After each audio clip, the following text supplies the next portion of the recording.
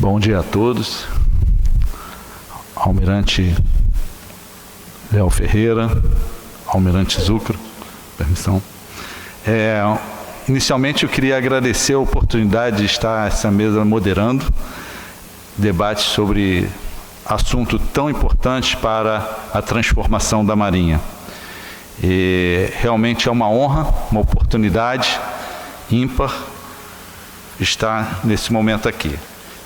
Temos no momento 5 perguntas.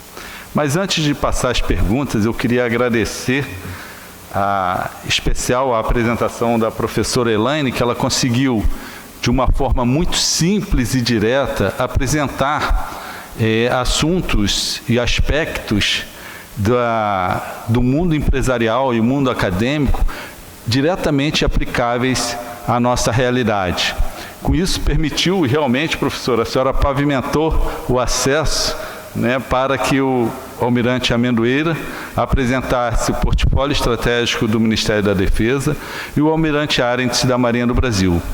É interessante observar que esse cenário, essa pavimentação, em especial para a Marinha do Brasil, ela ocorre num momento de transformação também do processo, onde nós estamos incluindo o PBC, Planejamento Baseado de Capacidade, e a Marinha desenvolve um esforço muito grande, se esforça para transformar as ideias estratégicas efetivamente na transformação da força representada por esse portfólio.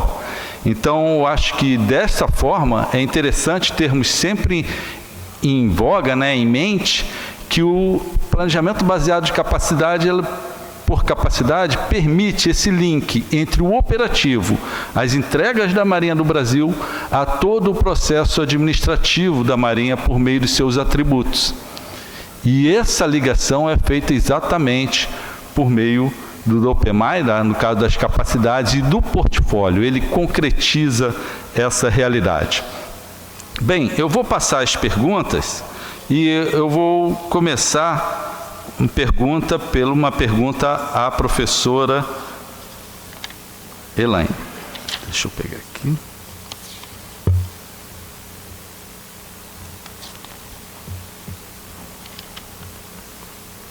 A pergunta é do comandante Braga e ela é a seguinte: portfólio estratégico, sendo uma carteira de produtos que potencializa as sinergias entre os diversos projetos institucionais, pode-se pensar no uso dessa ferramenta para priorizar projetos? Poderia ampliar alguns aspectos dessa questão, encaixe no orçamento e técnicas para isso? Certamente, a gente pensar a composição do portfólio diz respeito a gente priorizar os projetos de acordo com os recursos e com o potencial que aquele projeto tem para o alcance das metas estratégicas. Então, pensando numa grande organização, por exemplo, privada, não vou usar aqui falar dos projetos navais, existem uma série de projetos que são propostos, por exemplo, projetos da área de marketing, projetos da área de logística, projetos de gestão financeira, e esses projetos de alguma forma precisam ser priorizados, porque se a gente for pensar na estrutura da instituição, todos são importantes, Todos são importantes e todos têm um potencial muito grande de trazer melhorias. Por outro lado, a gente não tem recurso suficiente para desenvolver todos os projetos que a gente gostaria. Tentando trazer um exemplo bastante simples, de uma instituição que todo mundo consegue enxergar a lógica dessa instituição de uma forma clara. Então, a gente precisa observar o que tem maior potencial versus quais são os recursos a serem empregados dentro daquele portfólio, e isso sim é uma ferramenta de priorização. Quando a gente pensa, por exemplo, dentro de uma instituição universitária, você tem uma série de projetos de pesquisa a serem desenvolvidos. Só que quais são os projetos que são prioritários? Qual a pesquisa que gera maior impacto? Qual a pesquisa que tem maior potencial para avanço na ciência?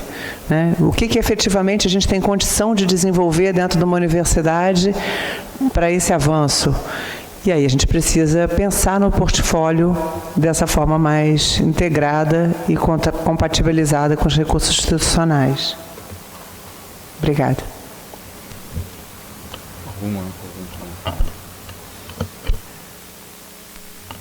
Bem, passando para a próxima pergunta, para o almirante Amendoeira. Considerando-se tríplice hélice brasileiro e os programas de fomento do Ministério da Defesa, como o Prodefesa, Procad, como estão as comunicações na esfera governo, MD, com a BID e a academia? Há resultados para o aprimoramento do portfólio do MD?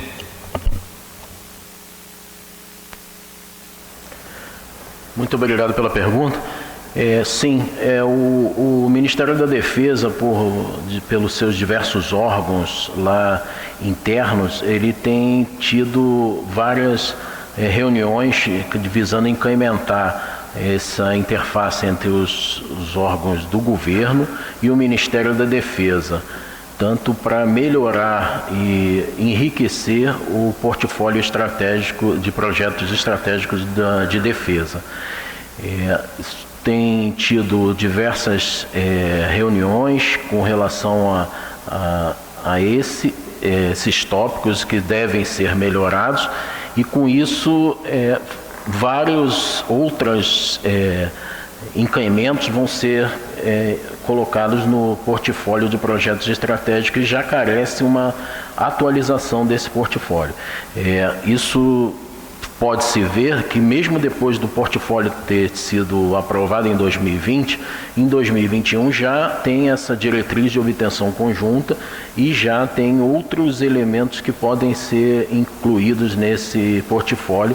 Então a intenção é fazer uma nova edição desse portfólio, enriquecendo mais essa interface entre a sociedade civil e outros órgãos do Ministério da Defesa, para dar mais, embustecer mais o portfólio.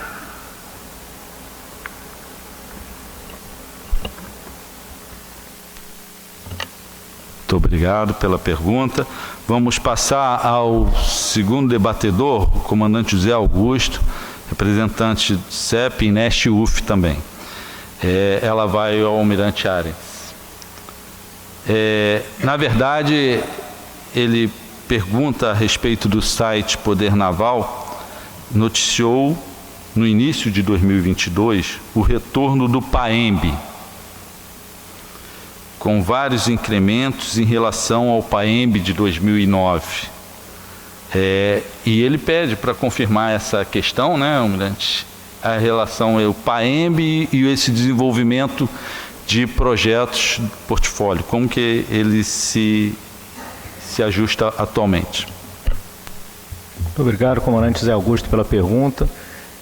Sem dúvida alguma, as nomenclaturas elas vêm sofrendo algum tipo de alteração, né? O PAEMB seria o Plano de Articulação e Equipamento da Marinha do Brasil, tinha sua versão em 2009. Durante o processo de atualização da sistemática de planejamento de força, hoje nós chamamos de CIS-Forças, essa sistemática veio justamente para apresentar de forma consolidada todos esses conceitos de uma forma mais sintetizada e sinérgica, justamente